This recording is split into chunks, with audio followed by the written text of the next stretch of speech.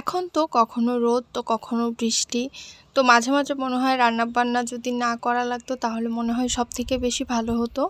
তো এটা বললে তো আর পার পাওয়া যাবে না। মেয়ে মানুষের রান্না করতেই হবে। একটা সময় ভেবেছিলাম যে জীবনে হয়তোবা অনেক বেশি ব্যস্ত হয়ে যাব কোনো সময়। তো এখন আমার সেই সময়টা এসেছে। এখন এত বেশি ব্যস্ত সারাদিন যে দম ফেলার সময় পর্যন্ত পাওয়া যায় না। তো যাই হোক, এসব কথা বলে তো আর লাভ নেই। রান্নাবান্না থেকে ছুটি পাওয়ার কোনো উপায় নেই। আজকে রান্না করতেই হবে। তো রান্না যত সিম্পলভাবে করা যায় সেটাই চেষ্টা করছিলাম। ফ্রিজে মাছ ছিল, ছোট মাছ, তো সেগুলো হচ্ছে ভাজি করব একটু পেঁয়াজ দিয়ে। তো মাছগুলো আগে একটু ভাজি করে নিয়ে যখন হয়ে আসবে সেই সময় পেঁয়াজটা দিয়ে দিই, নাহলে শুরুতেই দিলে হয় কি পেঁয়াজটা বেশি পুড়ে যায়। তো এখন হচ্ছে একটা সিম্পল একটা শিং মাছের ভুনা ভুনা তরকারি রান্না করব আলু দিয়ে। তো সেই জন্যে হচ্ছে প্রথমে একটু জিরার ফোড়ন দিয়ে নিই আমি তেলের মধ্যে, আমার কাছে ফ্লেভারটা ভালো লাগে।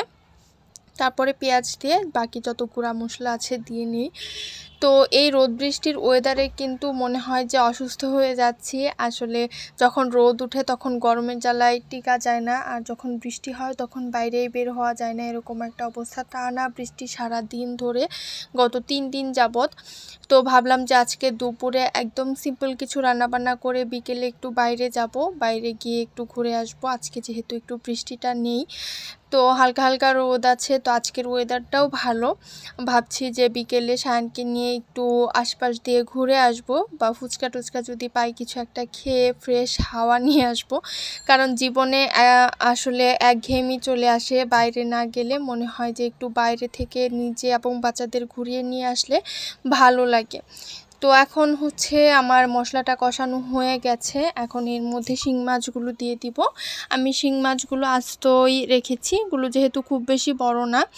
তো এটা মাছগুলো কষিয়ে নেব এখন মশলার সাথে। এখানেই হচ্ছে আলুগুলোও দিয়ে দিব। আমার সব তরকারিতে একটু না একটু হলে আলু লাগে, কারণ আমিও আলু পছন্দ করি, আমার ছেলেও আলু খেতে খুব পছন্দ করে।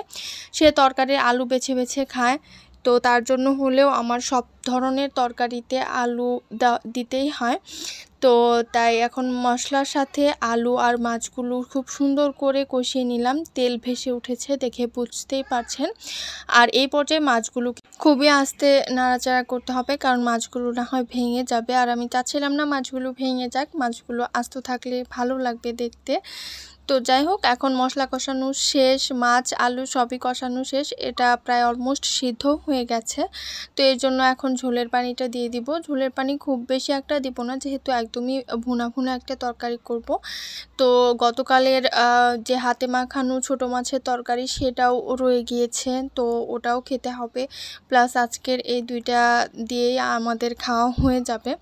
আজকের এই সিম্পল এবং শর্ট ভিডিও আপনাদের কার কাছে কেমন লেগেছে অবশ্যই কিন্তু জানাতে ভুলবেন না। আমার তরকারিটা ডান, এখন খাওয়ার পালা। তো সবাইকে অনেক অনেক ধন্যবাদ আজকের ভিডিওটা এতক্ষণ ধরে দেখার জন্য।